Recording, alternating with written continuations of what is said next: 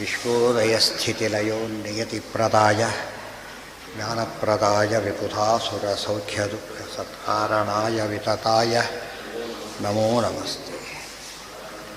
ನಾರಾಯಣಂ ಸುರಗುರುಂ ಜಗದೇಕನಾಥಂ ಭಕ್ತಪ್ರಿಯಂ ಸಕಲಲೋಕನಮಸ್ಕೃತಂಚ ತ್ರೈಗುಣ್ಯವರ್ಜಿತಮಜಂ ಬಹುಮಾದ್ಯಮೀಶಂ ವಂದೇ ಭವಘ್ನಮರಾಸುರಸಿದ್ಧವಂದ್ಯಂ. ನಾರಾಯಣಂ ನಮಸ್ಕೃತ್ಯ ನರಂ ಚೈವ ನರೋತ್ತಮಂ ದೇವೀಂ ಸರಸ್ವತೀಂ ವ್ಯಾಸಂ ತತೋ ಜಯಮುದೀರೈ. ನಾರಾಯಣಂ ಗುಣೈಃ ಸರ್ವೈರುದೀರ್ಣಂ ದೋಷವರ್ಜಿತಂ ಜ್ಞೇಯಂ ಗಮ್ಯಂ ಗುರುಂಶ್ಚಾಪಿ ನತ್ವಾ ಸೂತ್ರಾರ್ಥ ಉಚ್ಯತೆ. ಶ್ರೀ ಗುರುಭ್ಯೋ ನಮಃ. ಹರಿ ಓಂ. ಸದಾಗಮೈಕವಿಜ್ಞೇಯಂ ಸಮತೀತಕ್ಷರಾಕ್ಷರಂ ನಾರಾಯಣಂ ಸದಾ ವಂದೇ ನಿರ್ದೋಷಾಶೇಷಸದ್ಗುಣಂ ವಿಶೇಷಣಾನಿ ಯಾನೀಹ ಕಥಿತಾದಿಸದುಕ್ತಿಭಿಃ ಸಾಧಯಿಷ್ಯಾಮಿ ತಾನ್ನೇವ ಕ್ರಮಾತ್ ಸಜ್ಜನ ಸಂವಿದೇ. ವೇದಾಪೌರುಷತ್ವವನ್ನು ಹೇಳ್ತಾ ಪ್ರಶ್ನೆ ಹಾಕ್ಕೊಂಡ್ರು. ವರ್ಣಗಳೇ ಅನಿತ್ಯ, ವರ್ಣಗಳ ಸಮೂಹ ಪದಗಳ ಸಮೂಹ ವಾಕ್ಯ, ಅವು ವೇದ ವಾಕ್ಯಾತ್ಮಕ ಅಂದಮೇಲೆ ಅದು ಹೇಗೆ ನಿತ್ಯ ಆಗುತ್ತೆ? ವರ್ಣಗಳೇ ಅನಿತ್ಯ ಅಂದಮೇಲೆ ಇಡುತ್ತಾ ಇದ್ದೇವೆ. ಕಂಪನಿನೇ ಅನಿತ್ಯ ಅಂದಮೇಲೆ ಸ್ಟಾಫ್ ಹೇಗೆ ನಿತ್ಯ ಹಾಕ್ತಾರೆ? ಸಾಧ್ಯ ಇಲ್ಲ ಅಂತ ಪ್ರಶ್ನೆ ಬಂತು. ಅದು ಉತ್ತರ ಕೊಡ್ತಾರೆ, ಹಾಗಲ್ಲ. ನಚ ಉಚ್ಚಾರಣ ಕಾಲೇ ಯವ ವರ್ಣಾನಾಂ ಉತ್ಪತ್ತಿರಿತಿ ವಾಚ್ಯಂ ತದೇ ವೇದಂ ವಚನವಿತಿ ಪ್ರತ್ಯಭಿಜ್ಞಾ ವಿರೋಧಾತ್. ಪ್ರತ್ಯಭಿಜ್ಞ ಸಯೇವ ಅಯಂ ಕಕಾರಃ ಸಯೇವ ಅಯಂ ಕಕಾರಃ ಇತ್ಯಾದಿಗಳ ಬಗ್ಗೆ ಸ್ಪಷ್ಟ ಪ್ರತ್ಯಭಿಜ್ಞ ಇದ್ದಾಗ ಅದೇನು ಹೇಳುತ್ತೆ? ನಿತ್ಯತ್ವ ಹೇಳುತ್ತೆ ಹೊರತು ಸಾದೃಶ್ಯ ಹೇಳೋದಿಲ್ಲ. ಮತ್ತು ಹುಟ್ಟಿತು ಸಾದೃಶ್ಯಾತ್ ಪ್ರತ್ಯಭಿಜ್ಞಾ ಭ್ರಾಂತಿ ರೀತಿ ವಾಚ್ಯಂ. ಹೇಗೆ ಸೋಯಂ ಗಂಗಾ ಪ್ರವಾಹ ಇತ್ಯಾದಿಗಳಲ್ಲಿ ಅದು ನೋಡೋದಕ್ಕೆ ಅದೇ ಕಂಡರೂ ಕೂಡ ಅದು ಭ್ರಮೆ ಹೇಗೋ ಹಾಗೆ ಇದು ಭ್ರಾಂತಿ ಆಗ್ಬೋದಲ್ಲ ಅಂದರೆ ಭ್ರಾಂತಿ ಅಲ್ಲ. ಯಾಕೆ? ಸೋಯಂ ದೇವದತ್ತಃ ಇತ್ಯಾದಿರಪಿ ತಥಾತ್ವ ಪ್ರಾಪ್ತೇ. ಹಾಗಿದ್ದರೆ ಎಲ್ಲ ಪ್ರತ್ಯಭಿಜ್ಞರು ಹಾಗೆ ಹೇಳ್ಬಿಡ್ತೀರಾ? ಹೇಳಿದಾಗ ಎಲ್ಲೋ ಪ್ರವಾಹತ ಅಂತ ಹೇಳ್ಬಿಟ್ಟು ಬರಲ್ಲ ಅಂತ ಆಗಿಬಿಡುತ್ತೆ. ಸದೃಶ ಅಂತ ಆಗುತ್ತೆ ಹೊರತು ವ್ಯಕ್ತಿ ಅವರೇಂತ ಆಗೋದಿಲ್ಲ. ಪ್ರತ್ಯಭಿಜ್ಞ ಎರಡು ವಿಧ, ಒಂದು ಭ್ರಮಾತ್ಮಕವಾದದ್ದು, ಒಂದು ಪ್ರಮಾತ್ಮಕವಾದದ್ದು. ಇದು ಪ್ರಮಾತ್ಮಕವಾದಂತಹ ಪ್ರತ್ಯಭಿಜ್ಞ ಆದ್ದರಿಂದ ಇದು ನಿತ್ಯತ್ವ ಸಾಧಕನೇ ಹೊರತು ಏನಲ್ಲ, ಬರೀ ಸಾದೃಶ್ಯವನ್ನು ಹೇಳ್ತಕ್ಕಂಥದ್ದಲ್ಲ ಅಂತ ಹೇಳಿದ್ರು. ಸರ್ವಕ್ಷಣಿಕತ್ವಂ ವದತಾ ಅಪಿ ಬೌದ್ಧೇನ ಸೇಯಂ ದಿಗಿತ್ಯಾದಿ ಪ್ರತಿಭಿಜ್ಞಾಯ ನ ಭ್ರಾಂತಿ ಕಲ್ಪಿತತ್ವಂ. ಅಷ್ಟೇ ಅಲ್ಲ, ಪ್ರತಿಭಿಜ್ಞೆ ಎರಡು ವಿಧೆ ಅಂತ ಅವ್ರ ಪ್ರಕಾರ ಒಪ್ಪಿಕೊಳ್ಳೇಬೇಕು. ಒಂದು ಪ್ರತಿಜ್ಞಾ, ಇದು ಸೋಯಂ ಗಂಗಾ ಪ್ರವ್ಯಾಲಕ ಒಂದು ರೀತಿಯಾದ ಪ್ರತ್ಯಭಿಜ್ಞೆ, ಇದು ಅವ್ರ ಪ್ರಕಾರ ಭ್ರಾಂತಿ, ನಾವು ಒಪ್ತೇವೆ ಅದು. ಆದರೆ ಅವರು ಕೂಡ ಏನದು ಸೇಯಂ ದಿಕ್, ಇದೇ ದಿಕ್ಕು ಅಂತಕ್ಕಂಥ ಅನುಭವ ಏನಿದೆಯಲ್ಲ ಅದೇನದು ಪೂರ್ವ ದಿಕ್ಕು, ಇದೇ ಪೂರ್ವ ದಿವಸ ಅಂತ ಹೇಳ್ತಾ ಇದೆ ಈ ಪ್ರತ್ಯಭಿಜ್ಞೆ. ಇದು ಎಂಥ ಪ್ರತ್ಯಭಿಜ್ಞೆ? ಇದು ನಿತ್ಯತ್ವ ಹೇಳ್ತಕ್ಕಂಥ ಪ್ರತ್ಯಭಿಜ್ಞೆ. Very important. ಇದು ಪ್ರತ್ಯಭಿಜ್ಞೆ ಎರಡು ವಿಧ. ಅವರು ಒಂದು ವಿಧದ ಪ್ರತಿಜ್ಞೆಯನ್ನು ಅಷ್ಟೇ ಇಟ್ಕೊಂಡ್ಬಿಟ್ಟು ಅಲ್ಲಗಳಿಲ್ಲಕ್ಕೆ ಹೋದರೆ ಇನ್ನೊಂದು ವಿಧದ ಪ್ರತಿಜ್ಞೆ ಇದೆ. ಹೇಗೆ ಮಿಥ್ಯಾತ್ವ ಎಂಬುದು ದೃಶ್ಯತ್ವ ಎರಡು ಕಡೆಯೂ ಇದೆ. ಮಿಥ್ಯಾ ದೃಶ್ಯತ್ವನೂ ಇದೆ, ಸತ್ಯ ದೃಶ್ಯತ್ವನೂ ಇದೆ. ದೃಶ್ಯತ್ವ ಹೇತುವಿನಿಂದ ನೀವು ಏನು ಸಾಧನೆ ಮಾಡಿಕೊಟ್ಟಿದ್ದೀರಿ? ಮಿಥ್ಯಾತ್ವವನ್ನು. ಆದರೆ ದೃಶ್ಯತ್ವ ಎಲ್ಲಿದೆ? ಸತ್ಯದಲ್ಲೂ ಇದೆ. ಆದ್ದರಿಂದಾಗಿದೆ ಅದು ಸರಿಯಲ್ಲ. ಪ್ರತ್ಯಭಿಜ್ಞೆ ಹಾಗೆ ಭ್ರಾಂತವಾದ ಭ್ರಾಂತ್ಯತೆ ಮೂಲವಾದ ಪ್ರತ್ಯಭಿಜ್ಞೆ ಬೇರೆ, ಪ್ರಮಾಮೂಲವಾದ ಪ್ರತ್ಯಭಿಜ್ಞೆ ಬೇರೆ. ಇದು ಅಂಥದ್ದು ನಾವು ಒಪ್ಪಿಲ್ಲ ಅಂದರೆ ನೀವು ಒಪ್ಪಿದ್ದೀರಿ, ಒಪ್ಪಲೇಬೇಕು. ಯಾಕೆ? ಸೇಯಂ ದಿಕ್, ಇದು ಅದೇ ದಿಕ್ಕು ಅಂತ ಹೇಳಬೇಕಾದ್ರೆ ನೀವೇನು ಒಪ್ಪಬೇಕಲ್ಲಿ? ಅದನ್ನು ಸತ್ಯವಾದ ಪ್ರಮಾತ್ಮಕವಾದ ಪ್ರತ್ಯಭಿಜ್ಞೆ ಅಂತಲೇ ಹೇಳಬೇಕು, ಬೇರೆ ಇಲ್ಲ. ವಾಚ್ಯಂ ಪಂಚಸ್ಕಂದೇಭ್ಯ ಅನ್ಯತ್ವಾತ್. ಅದು ಭ್ರಾಂತಿ ಅಂತ ಅದಕ್ಕೆ ಹೇಳ. ಪಂಚಸ್ಕಂದಗಳು ಭ್ರಾಂತಿ ಅಂತ ಹೇಳ್ತೀರಿ, ಪಂಚಸ್ಕಂದಲ್ಲಿ ಸೇರಿಲ್ಲ ಇದು, ಅಂದಮೇಲೆ ಭ್ರಾಂತಿ ಅಲ್ಲ. ನಚ ದಿಶೆಯೇವ ಭ್ರಾಂತಿ ಕಲ್ಪಿತಾ ವಿಜ್ಞಾನ ಶೂನ್ಯಯೂರೂಪಿ ಸಾಮ್ಯಾತ್. ಮತ್ತೊಂದು ಆದ ತಂದ ದಿಕ್ಕಿನ ಪ್ರತ್ಯಭಿಜ್ಞೆ ಮಾತಾಡಬೇಡಿ, ದಿಕ್ಕಿಲ್ಲೇ ಇಲ್ಲ ಅಂತ ಹೇಳಿಬಿಟ್ಟು, ದಿಕ್ಕೇ ಇಲ್ಲ ಅಂತ ಹೇಳಿದ್ರು. ಅದು ಅನುಭವ ವಿರುದ್ಧ. ದಿಕ್ಕಿಲ್ಲ ಎಂಬುದೇನದು ಈ ಕಡೆ ಆ ಕಡೆ ಅಂತ ಹೇಳಿದ್ರೆ ಮಾತಾಡೋಕ್ಕೆ ಬರೋದಿಲ್ಲ. ಅವು ದಿಕ್ಕು ಅಂದರೆ ಏನದು? ಹಿಂದೆ ಮುಂದೆ ಇವೆಲ್ಲ ದಿಕ್ಕಲ್ಲಿ ಕಾನ್ಸೆಪ್ಟೇ ಇರೋದು. ಹಾಗಿದ್ದರೆ ನೀವನ್ನು ಎದುರು ಬದುರು ಕೊಡ್ತೀಯಲ್ಲ, ಅದು ದಿಕ್ಕಾಗಲಿಲ್ಲ ಹಾಗಿದ್ದರೆ, ಆದ್ದರಿಂದ ಸರಿಯಲ್ಲ.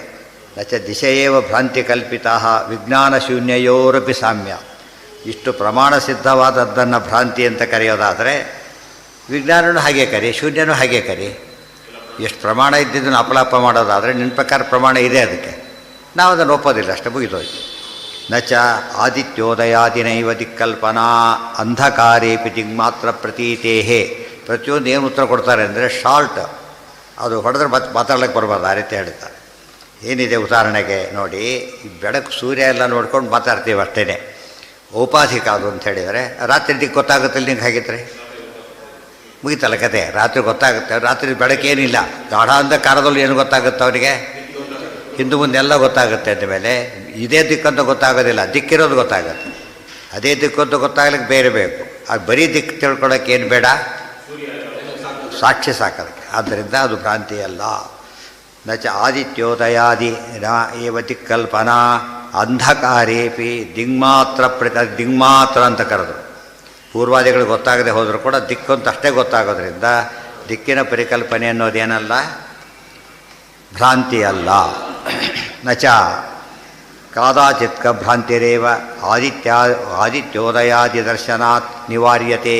ಹಾಗಿದ್ದರೆ ಸೂರ್ಯೋದಯ ಯಾತಕ್ಕೆ ನೋಡ್ತೇವೆ ಅಂದರೆ ಕಾದಾಚಿತ್ತ ಭ್ರಾಂತಿ ಪರಿಹಾರಕ್ಕೆ ಹೊರತು ಬೇರೆ ಅಲ್ಲ. ಕಾದಾಚಿತ್ತ ಭ್ರಾಂತಿ ಅಂದರೆ ಒಮ್ಮೊಮ್ಮೆ ಬರತಕ್ಕಂಥ ಭ್ರಾಂತಿ. ಯಾವಾಗ ಬೇರೆಯವ್ರಿಗೆ ಹೋಗ್ತಾರೆ ಗೊತ್ತಾಗೋದಿಲ್ಲ. ಇವರು ಪೂರ್ವ ಇಲ್ಲೋ ಅಂತ ಯಾರು ಕೇಳೋದಿಲ್ಲ, ಪೂರ್ವ ಇಲ್ಲ ಇವರು ಇಲ್ಲ ಬಡಿ ಹೋಗಲಿ ಅಂತ ಹೇಳೋದಿಲ್ಲ. ಇದು ಯಾವುದು ಅಂತ ಕೇಳ್ತಾ ಒಂದು ದಿಕ್ಕಿನ ಬಗ್ಗೆ ಇರೋದ್ರ ಬಗ್ಗೆ ಅವನಿಗೆ ಸಂಶಯ ಇಲ್ಲ, ಯಾವ ಕಡೆ ಅಂತ ಮಾತ್ರ ಸಂಶಯ ಅಷ್ಟೇ ಹೊರತು ಬೇರೆ ಅಲ್ಲ. ಇದು ಚಂದ್ರ ಹೇಗೆ ಚಂದ್ರನೂ ಸಂಶಯ ಇಲ್ಲ, ಸೈಜ್ ಬಗ್ಗೆ ಅಷ್ಟು ಸಂಶಯ ಬಂದಿರೋ, ತಪ್ಪು ತಿಳುವಳಿಕೆ ಬಂದಿತ್ತು. ಕಾದಾಚಿತ್ತ ಭ್ರಾಂತಿರೇವ. ಕಾದಾಚಿತ್ತ ಭ್ರಾಂತಿ ಅಂದ್ರೇನು? ದಿಕ್ಕುಗಳು ಒಮ್ಮೊಮ್ಮೆ ಮಾತ್ರ ಇರುತ್ತೆ ಅನ್ನೋ ಭ್ರಾಂತಿ ತೆಗಿಲಕ್ಕೋಸ್ಕರನೇ ಏನು ಬಂದಿದೆ ಅಲ್ಲಿ, ಆದಿತ್ಯೋದಯಾದಿ ದರ್ಶನಾನಿವಾರ್ಯತೆ. ಒಮ್ಮೊಮ್ಮೆ ಬರತಕ್ಕಂಥ ದಿಕ್ಕುಗಳ ಬಗೆಗಿನ ಭ್ರಾಂತಿಯನ್ನು ಪರಿಹಾರ ಮಾಡಿಕೊಳ್ಳೋಕ್ಕೋಸ್ಕರವಾಗಿ ಸೂರ್ಯೋದಯಾದಿಗಳನ್ನು ಯೋಚನೆ ಮಾಡ್ತೇವೆ ಹೊರತು ಇಲ್ಲದೆ ಹೋದರೆ ರಾತ್ರಿ ಸಂಧ್ಯಾವನೆ ರಾತ್ರಿ ದಿಕ್ಕೇ ಇಲ್ಲ ಅಂತ ಯಾರು ಹೇಳ್ತಾರಾ? ಅರ್ಥನೇ ಇಲ್ಲ. ಸಾಚ ವಿಜ್ಞಾನಶೂನ್ಯಯೋರಪಿ ಭವತೀತಿ ತೇಷಾಂ ಮತಂ. ಸಾಚ ವಿಜ್ಞಾನಶೂನ್ಯಯೋರಪಿ ಭವತೀತಿ ತೇಷಾಂ ಮತಂ.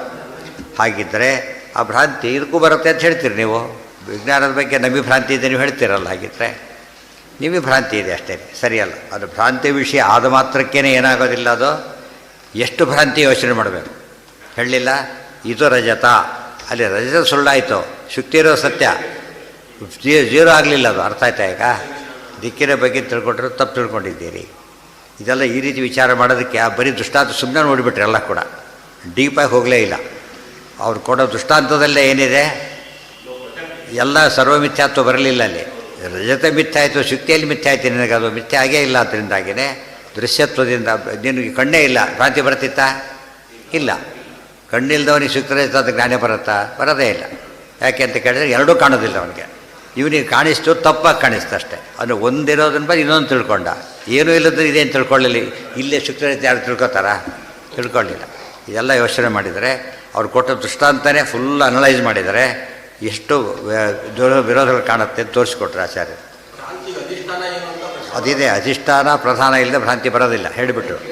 ಅಧಿಷ್ಠಾನಂಚ ಸದೃಶಂ ತಥ್ಯವಸ್ತು ದ್ವಯಂ ವಿನಾ ನ ಭ್ರಾಂತಿ ಭವತಿ ಕ್ವಾಪಿ ಸ್ವಪ್ನ ಮಾಯಾದಿಕೇಶು. ಗೊತ್ತಾಯ್ತಾ? ಅಧಿಷ್ಠಾನ ಮತ್ತು ಸಾದೃಶ್ಯ ಪದಾರ್ಥ ಇಲ್ಲದೆ ಹೋಗಿ ಎಂದು ಬೆಳ್ಳಿನೇ ನೋಡಿಲ್ಲ ಅವನು, ಅವನಿಗೆ ಭ್ರಮೆ ಬರೋ ಚಾನ್ಸೇ ಇಲ್ಲ. ಕಪ್ಪೆ ಚಿಪ್ಪು ನೋಡಿಲ್ಲ, ಅವರಿಗೂ ಬರೋದಿಲ್ಲ ಭ್ರಾಂತಿ. ತಿಳಿತಾರೆ ಬರೋದು ಯಾರಿಗೆ?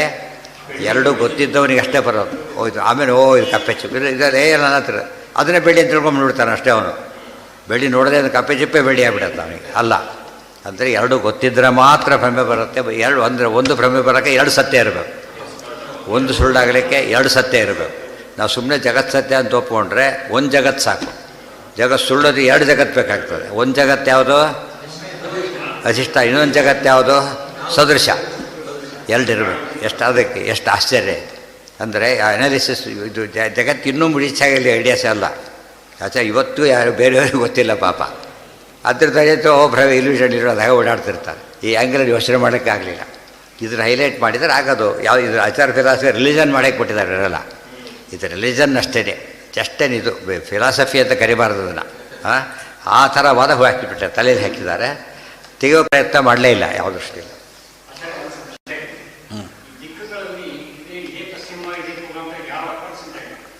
ಸೂರ್ಯೋದಯ ಸೂರ್ಯಾಸ್ತ ಅಷ್ಟೇ ಗುರುತು ಅದಕ್ಕೆ. ಸೂರ್ಯ ಪೂರ್ವದಲ್ಲಿ ಹುಡುತ್ತಾರೆ, ಈ ಕಡೆ ಹುಡುತ್ತಾರೆ, ಅಷ್ಟೇ ದಿಕ್ಕು ಹೊರತು ನಮಗೀಗ ಅದಕ್ಕೆ ಹೇಳಿದ್ರು ಅದೇ ದಿಕ್ಕು ಬೇಕಿಲ್ಲ ನಮಗೀಗ.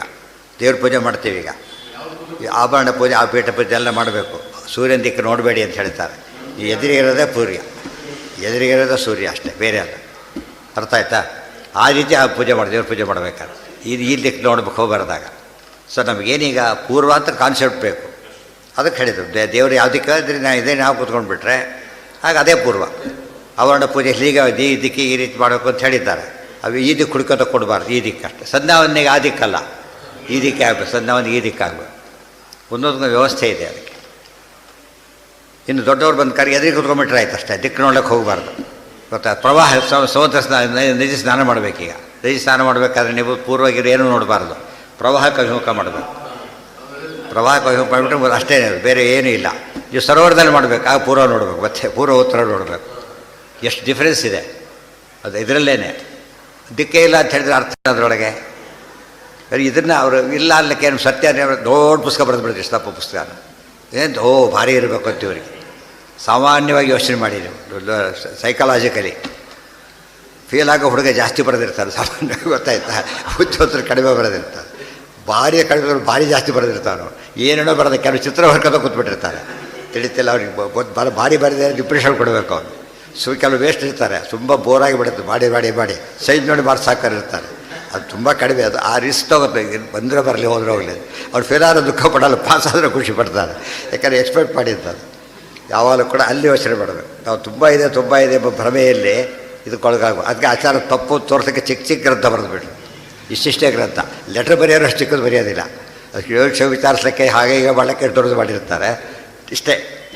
ಅದು ಯಾರು ಅರ್ಥ ಮಾಡ್ಕೊಂಡಿಲ್ಲ, ಭಾಳ ಆಶ್ಚರ್ಯ. ಅವರು ಚಿಕ್ಕ ಗ್ರಂಥ ಅಂತ ಓದೋದು ಬಿಟ್ಟರು, ದೊಡ್ಡ ಗ್ರಂಥ ಅಂತ ಬಿಟ್ಟರು, ಕೊನೆಗೆ ಓದೋದೇ ಬಿಟ್ಬಿಟ್ರು. ಕೊನೆಗೆ ಚಿಕ್ಕದ್ರೆ ಎಷ್ಟೋ ಚಿನ್ನ ಇಷ್ಟೇ ಎಷ್ಟು ಬೆಲೆ ಇರುತ್ತೆ ಅದಕ್ಕೆ. ಸುವರ್ಣಗಳಿವೆಲ್ಲ, ಸುವರ್ಣ ಎಷ್ಟು ಮಿಲಿಗ್ರಾಮ್ಗಟ್ಟಲೆ ಲೆಕ್ಕ ಹಾಕಾಗೆ ಈಚ್ ಆ್ಯಂಡ್ ಎವರಿ ಲೆಟರ್ ಅದು ದೀರ್ಘರಹಸ್ಯ, ಅದು ನೋಡಬೇಕು. ಮತ್ತೆ ಅದಕ್ಕೊಂದು ಅರ್ಥ, ಇದಕ್ಕೊಂದು ಅರ್ಥ ಇರ್ತದೆ.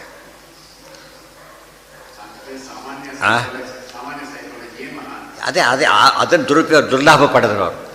ಬೇರೆಯವ್ರು ಏನು ಮಾಡಿದ್ರು ಅಂತ ಆ ಕಾನ್ಸೆಪ್ಟನ್ನು, ಸೈಕಾಲಜಿಕಲ್ ವೀಕ್ನೆಸ್ನ ತಾವು ಅಡ್ವಾಂಟೇಜ್ ತೊಗೊಂಡು ಕನ್ಫ್ಯೂಸ್ ಮಾಡಿದ್ರು ಅಷ್ಟೆ. ನಮ್ಮದಲ್ಲಿ ಏನಾದ್ರು ಬರ್ತಾ ಅವರಂತೆ ಬರೋಕ್ಕೆ ಶುರು ಮಾಡಿದ್ರು. ಕೊನೆಗೆ ಇದರಂತಾನೆ ಹೇಳೋದಂತೂ ಇನ್ನೂ ಜಾಸ್ತಿ ಆಗೋಯ್ತು. ಅವ್ರು ನಮ್ಮ ದಾರಿ ಬಂದರು ಅಂದ್ಕೊಟ್ರು ಅಷ್ಟೇ. ನಮ್ಮ ದಾರಿ ಬಂದರು, ಇನ್ನು ಯೋಚನೆ ಇಲ್ಲ. ಅದೇ ಮೇಂಟೈನ್ ಮಾಡಿದ್ರೆ ಪ್ರಶ್ನೆ ಬರ್ತೀವಿ ನೋಡ. ಇಷ್ಟೇ. ಅದಕ್ಕೆ ಕೋರ್ಟಲ್ಲಿ ಯಾಕೆ ಇವತ್ತು ತುಳಿಯುತ್ತದೆ ಈ ಪ್ರಶ್ನೆ. ಎಷ್ಟೇ ಹೆಚ್ಚು ಮಾತಾಡಬೇಡ, ಇಷ್ಟೇ ಮಾತಾಡೋ ಅಷ್ಟೆ. ಅದನ್ನು ಇಲ್ಲಿ ತರಬೇಕು. ಇದಕ್ಕೆ ತಂದರೆ ಅವಾಗ ಸರಿಯಾದ ಸಿದ್ಧಾಂತ ಗೊತ್ತಾಗ್ತದೆ. ಎಲ್ಲಿ ಏನೋ ಕೇಳಿದ್ರೆ ಏನೋ ಹೇಳೋದು, ಆ ಕತೆ ಹೇಳೋದು, ನೋಡು ಕತೆ ಹೇಳಬೇಡ, ಗೊತ್ತಿದ್ದರೆ ಇಲ್ಲ ಅಷ್ಟೇ. ಹ್ಞೂ ಇಲ್ಲ, ಕೆಲಸ ಹೊತ್ತು ಬೇರೆ ಮಾತಾಡಬಾರ್ದು, ಎಸ್ ಆರ್ ನೋ ಅಷ್ಟೇ. ಇಷ್ಟಾಗೇನೆ 20-30 ವರ್ಷ ಬೇಕು ಆ ಸಾಲ್ವ್ ಆಗ್ಲಿಕ್ಕವು. ಇಷ್ಟು ಇಟ್ಕೊಂಡೇನೆ. ಇನ್ನು ಈ ರೀತಿ ಮಾಡಿದರೆ ಗೋವಿಂದ ಕತೆಗಳಿಗೆ ಬರಿತಾ ಹೊರಟುಬಿಟ್ರೆ ಏನು ಉಪಯೋಗ ಬರೋಲ್ಲ. ಅಥೋ ದಿಶಃ ಸ್ಥಿರ ಏವೇತಿ ಸಿದ್ಧತಿ ಶೂನ್ಯವದೇವಾ. ದೇರ್ಫೋರ್ ನಿನ್ನ ಶೂನ್ಯ ಹೇಗೋ ನಮ್ಮ ದಿಕ್ಕುಗಳು ಹಾಗೇನೆ, ಅವು ನಿತ್ಯ. ಅದೇ ರೀತಿಯೇ ಅತಃ ತದ್ವತ್ ವೇದಸ್ಯಾಪಿ ಸ್ಥೈರ್ಯಂ ಸಿದ್ಧಂ. ಸೊ ಪ್ರತ್ಯಭಿಜ್ಞಾ ಸಿದ್ಧವಾದ್ದರಿಂದ ಪ್ರತ್ಯಭಿಜ್ಞಾ ಹೇಳಿದ ತಕ್ಷಣ ಪ್ರಶ್ನೆ ಮಾಡೋದು, ಅದಕ್ಕೆಲ್ಲ ಉತ್ತರ ಕೊಟ್ಟರು. ಯಾವುದು ಉಳ್ಕೊಳ್ತು? ಈಗ ಪ್ರತ್ಯಭಿಜ್ಞಾ ಉಳ್ಕೊಂಡ್ಮೇಲೆ ಏನು ಸಿದ್ಧವಾಯಿತು? ವರ್ಣ ನಿತ್ಯತ್ವವಾದ ಉಳ್ಕೊಂಡು. ಗೊತ್ತಾಯ್ತಾ? ಮತ್ತು ನಾವು ಸುಮ್ಮನೆ ಇದು ಮಾತಾಡಿದಾಗ ಮಾತ್ರ ಕೇಳಿಸುತ್ತೆ, ಇಲ್ಲವರೆಗೆ ಅದು ಉಚ್ಚಾರಣೆ. ಅದು ಅಭಿವ್ಯಕ್ತಿ ಬೇರೆ. ವಸ್ತುಗಳೆಲ್ಲ ಇವೆ, ಕತ್ಲಲ್ಲಿ ಕಾಣಿಸೋದೇ ಇಲ್ಲ. ಬೆಳಕಿನಿಂದ ಏನಾಯ್ತು? ಅವೆಲ್ಲ ಅಭಿವ್ಯಕ್ತ ಆಯಿತು. ಬೆಳಕಿನಿಂದ ಅಭಿವ್ಯಕ್ತ ಸೃಷ್ಟವಾಗಲಿಲ್ಲ, ಅಭಿವ್ಯಕ್ತವಾದ. ಧ್ವನಿ ಎಂಬುದೇನದು? ವ್ಯಂಜಕ. ವ್ಯಂಗ್ಯ ಯಾವುದು? ವ್ಯಂಗ್ಯ ಅಂದರೆ ಈ ವ್ಯಂಗ್ಯಗಳು ವ್ಯಂಗ್ಯ ಮಾತಾಡ್ತಾರೆ, ಆ ವ್ಯಂಗ್ಯ ಅಲ್ಲ. ಅದರಿಂದ ತಿಳಿಸಲ್ಪಡೋದು ಯಾವುದು? ಸಜೆಸ್ಟೆಡ್. ಅದಿದು ಮಾತಿನೊಳಗೆ. ಕೆಲವು ಸರ್ತಿ ಅವ್ರು ಮಾತಾಡಲಿಕ್ಕೆ ಬರೋದಿಲ್ಲ. ಈಗಂತ ನಾವು ಇದೊಂದು, ಹೀಗಂದ್ರೆ ಬನ್ನಿ ಅಂತ ಅರ್ಥ, ಇಷ್ಟೇ ಅರ್ಥ ಅದಕ್ಕೆ. ಹೀಗಂದ್ರೆ ಹೋಗಿ ಅಂತ ಅರ್ಥ. ಇದೊಂದು. ಅದಕ್ಕೆ ಬುದ್ಧಿಯೇ ಅಲ್ಲಿ ಹೋಗು ಬಾ ಎಂಬುದನ್ನು ಚಿಹ್ನೆಯಿಂದ ತೋರಿಸ್ತಾರೆ ಅಷ್ಟೇ. ಕೆಲಸದ್ದು ಬರೋದು ಹಾಕಿರ್ತಾರೆ ಲೆಫ್ಟ್ ರೈಟ್ ಅಂತೇಳಿ. ಒಟ್ಟೆವೆಲ್ಲ ಏನವು ತಿಳಿಸೋ ವ್ಯವಸ್ಥೆಗಳಷ್ಟೇ. ಅದರಲ್ಲಿ ಹೆಚ್ಚು ಕ್ಲಾರಿಟಿ ಯಾವಾಗ ಬರುತ್ತೆ ಅಂದರೆ ವರ್ಣಗಳಲ್ಲಿ ಬಂದಾಗ ಕ್ಲಾರಿಟಿ ಜಾಸ್ತಿ ಆಗುತ್ತೆ, ಅದನ್ನು ತಿಳಿಸ್ತಾರೆ. ಅತಃ ದಿಶಃ ಸ್ಥಿರಾಯೇವ ಇತಿ ಸಿದ್ಧ್ಯತಿ ಶೂನ್ಯವದೇವ. ಅತಃ ತದ್ವೇದಸ್ಯಾಪಿ ಸ್ಥೈರ್ಯಂ ಸಿದ್ಧಂ ತದೇ ವೇದಂ ವಾಕ್ಯಮಿತಿ ಪ್ರತ್ಯಭಿಜ್ಞಾನಾತ್.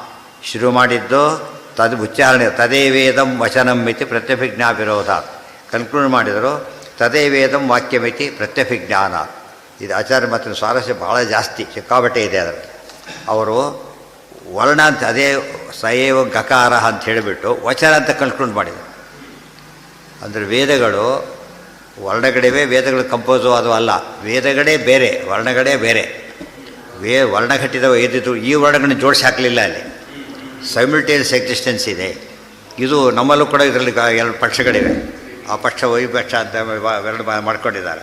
ಬಟ್ ಆಚಾರ್ಯ ಮಾತು ಸ್ಪಷ್ಟವಾಗಿ ಏನಂತಿದೆ, ವಚನ ಅಂತ ಹೇಳಿದ ಮೇಲೆ ಯಾವುದಕ್ಕೆ ಅಪ್ಲಿಕಬಲ್ ಅದೀಗ?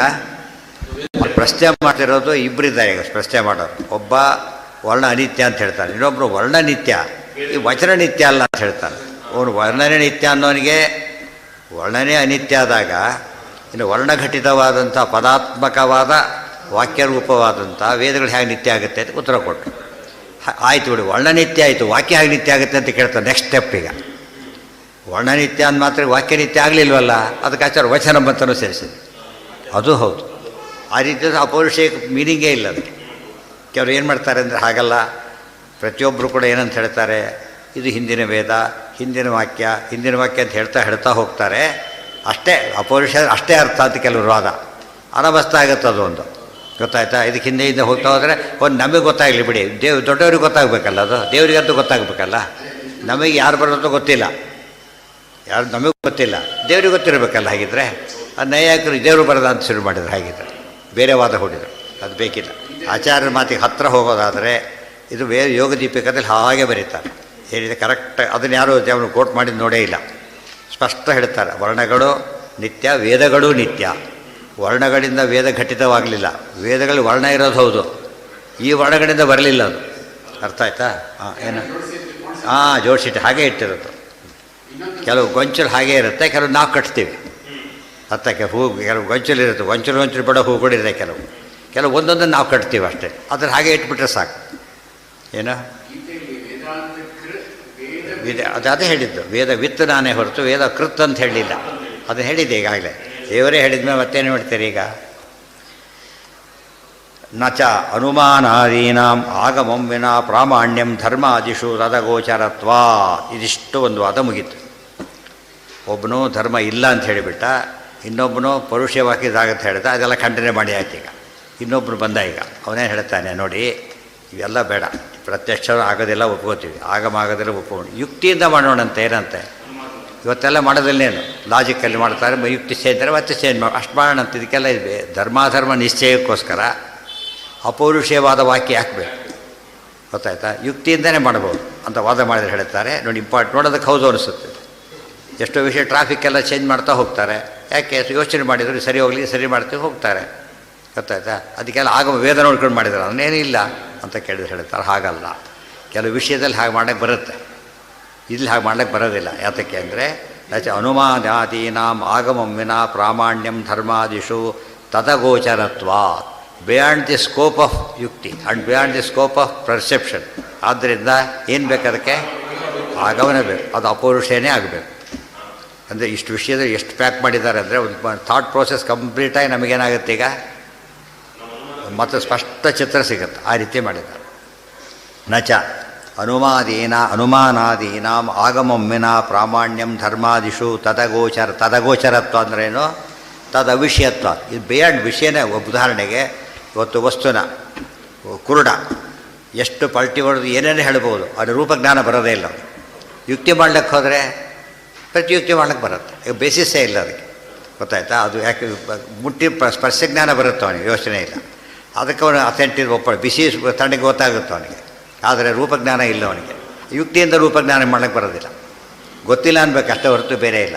ಈಗ ಅವ್ರು ಹೇಳ್ಬೋದು, ಇಲ್ಲ ಅವ್ರು ಹೇಳಿದರು ಅದು ಕರೆಕ್ಟ್, ಆಗ ಅವರಂತೂ ಕಾಣೋ ಚಾನ್ಸ್ ಇಲ್ಲ ಅವನಿಗೆ. ಬೇಕಾದವ್ರು ಹೇಳಿದ್ರು ನೋಡೋದು ಬೆಳಗಿದೆ ಕಂಪಿದೆ ಆ ಥರ ಹೇಳಿದ್ರು ಅರ್ಥ ಮಾಡ್ಕೊಂಡು ಅಷ್ಟೇ ಹೊರತು ಅವನಿಗೇನಿಲ್ಲ, ರೂಪಜ್ಞಾನ ಇಲ್ಲ. ಅದೇ ರೀತಿಯೇ ಧರ್ಮಗಳು ಏನವೋ ಕಣ್ಣಿಗೆ ಕಾಣೋದಿಲ್ಲ, ಬೇರೆ ಇಂದ್ರಿಯಕ್ಕೆ ಕಾಣುತ್ತೆ. ಶಬ್ದ ಕಣ್ಣಿಗೆ ಬೇರೆ ಇದೆ, ಆದರೆ ಯಾವ ಇಂದ್ರಿಯಕ್ಕೂ ಕಾಣೋದಿಲ್ಲ. ಯಾರೋ ಧರ್ಮ ಯಾವ ಇಂದ್ರಿಯಕ್ಕೂ ಧರ್ಮ ಮುಟ್ಟೋಣಕ್ಕೆ ಬರುತ್ತಾ? ಇಲ್ಲ. ಅದು ಬೇರೆ ದಾರಿ ಇಲ್ಲ, ಆಗಮದಿಂದನೇ ಬರಬೇಕು. ಯಾವುದು ಪ್ರತ್ಯಕ್ಷದಿಂದನೂ ಕಾಣೋದಿಲ್ಲ. ಅನುಮಾನಕ್ಕೆ ಇಂಡಿಪೆಂಡೆನ್ಸ್ ಇದೇ ಇಲ್ಲ, ರೂಲ್ಡ್ ಔಟ್ ಅನುಮಾನ. ಕಾರಣ ಏನಂದರೆ ಅದು ಫೀಲ್ಡೇ ಅಲ್ಲ, ಅದು ಹೇಳಲಿಕ್ಕೆ ಸಾಧ್ಯ ಇಲ್ಲ. ಪ್ರತ್ಯಭಿಜ್ಞಾನ ತದೇ ವೇದಂ ವಾಕ್ಯಮಿತಿ ಪ್ರತ್ಯಭಿಜ್ಞಾನಾತ್ ನಚ ಅನುಮಾನಾದೀನಾಂ ಆಗಮಂ ವಿನಾ ಪ್ರಾಮಾಣ್ಯಂ ಧರ್ಮಾದಿಷು ತದಗೋಚರತ್ವಾತ್ ಅಥೋ ಅಪೌರುಷೇಯವಾಕ್ಯೇನೈವ ಧರ್ಮಾದಿಸಿದ್ಧೇ ಸರ್ವವಾದಿನಾಮಪಿ ತದಂಗೀಕಾರ್ಯಂ. ಒಂದು ಸ್ಟೇಜ್ ಮುಗೀತಿ. ದೇರ್ಫೋರ್ ಪ್ರತಿಯೊಬ್ಬ ವಾದಿಯೂ ಕೂಡ ವಾದಿ ಅನಿಸ್ಕೋಬೇಕಾದ್ರೆ, ಸಮಯ ಅನಿಸ್ಕೋಬೇಕಾದ್ರೆ ಏನಾಗಬೇಕು, ಅವನು ವೇದ ಅಪೌರುಷೇಯ ವಾಕ್ಯ ಒಪ್ಪಲೇಬೇಕು. ಇಲ್ಲದವ್ರು ಧರ್ಮಾದಿಗಳು ಹೇಳೋಕ್ಕೆ ಬರೋದಿಲ್ಲ. ಗೆಸ್ ವರ್ಕ್ ಮಾಡ್ಕೊಂಡು ನೀನು ಟೆಂಪ್ಟೆಡ್ ನೀವೇ ವ್ಯವಸ್ಥೆ ಮಾಡಿಕೊಡಿ, ಉಳಿದವ್ರಿಗೆ ಹೇಳೋದಕ್ಕೆ ಸಾಧ್ಯ ಇಲ್ಲ. ತತ್ ಪ್ರಾಮಾಣ್ಯಂಚ ಸ್ವತಃ ಏವ ಸಿದ್ಧಂ ಅಪ್ರಾಮಾಣ್ಯಸ್ಯ ಚ